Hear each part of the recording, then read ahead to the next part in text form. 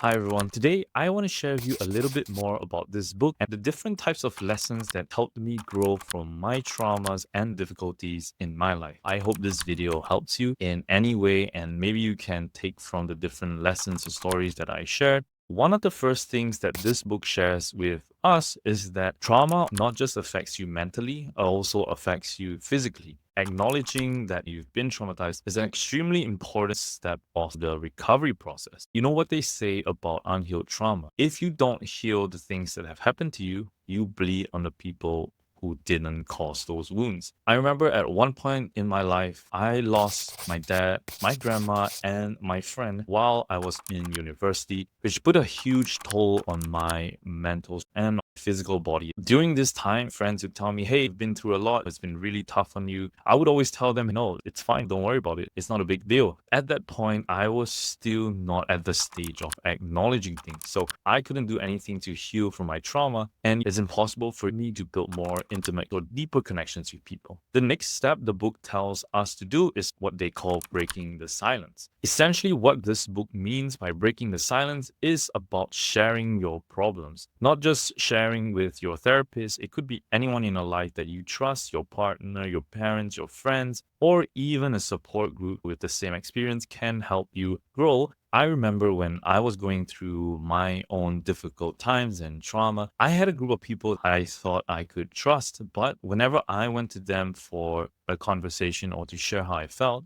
I was always met by really dismissive answers or even people insulting me because they felt like I wasn't putting enough effort into whatever that I wanted to do, maybe this YouTube channel, maybe starting a business or anything like that. Trust me, I understand that it can be really difficult to find good people in your life. But from my own experience, after going through more of my healing, I realized that some people just don't want the best for you. And it's okay for you to cut them off. Take your time to find these people. People you can trust, what you call safe people, where you can open yourself up and then they would understand, revalidate how you feel, and over time you heal from your traumas. The most important part that this book shares that a lot of other mental health books don't share is about how it is important for you to include the physiological means of healing along with the psychological means of healing. The book tells us after traumatic events, certain parts of your brain will turn off, which doesn't allow you to connect to people, to react to certain things the same way you used to do. With these parts of the brain turned off, there was a time where I was losing a lot of hair, losing vision in my left eye, and my left eyebrow would start to droop downwards. And I used to think I maybe had some form of stroke. But after I started to recover, these things changed and my hair grew back. And also, with these different parts of the brain turned off, there are stories in this book that talk about how people lose the ability to use certain limbs because they don't feel like they belong in their own skin. And this limb was in the thick of a traumatic incident they went through. And in this book, it also tells about a woman who started doing yoga and Pilates. And because of the strengthening of her core, she actually felt safer in her own skin. So for my recovery, I took up a new sport, boxing. So you can see my headgear over here. And I might not be the best at boxing right now, or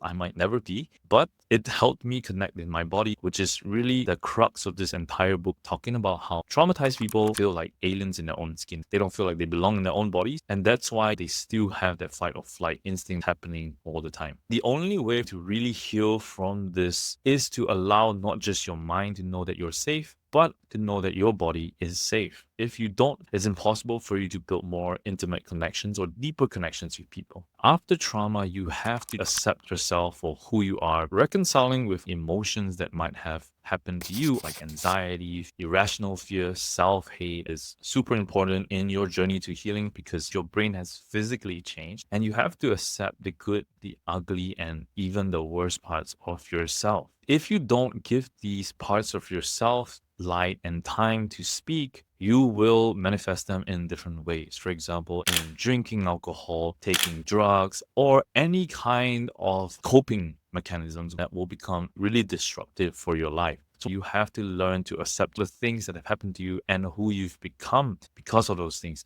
They're not always bad things. And it really gives yourself more opportunity to be graceful to yourself and also learn that you are also a human being You have needs, you have boundaries as well, which a lot of time traumatized people that have been said in this book struggle to uphold. All in all, I think this book has been really helpful for me, and I just wanted to try something new to share the knowledge that I've learned through this entire process. There are still so many things in this book that I really want to try but haven't had the time to.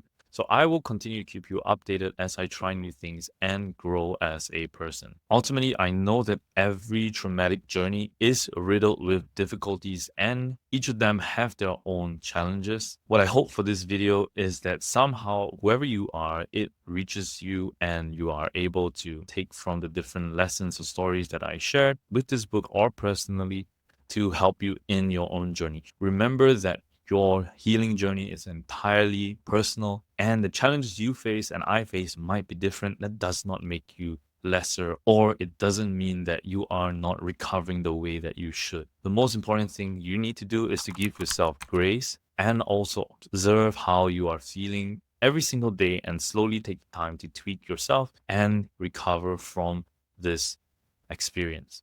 If you are interested, I would highly recommend picking up this book. I might leave a link in the description below because it has genuinely helped me a lot as a person. And of course, learning is always a continuous journey, and I hope to continue to grow as I read more books. I will share them more on this YouTube channel. Remember to keep the safe people in your life close to you and the connections that you've built close to you, because that is one of the last things this book says, is that connections is everything and it helps you grow as a person, keeps you safe, and allows you to tolerate more pain. So I will see you in the next video. Thank you for tuning in.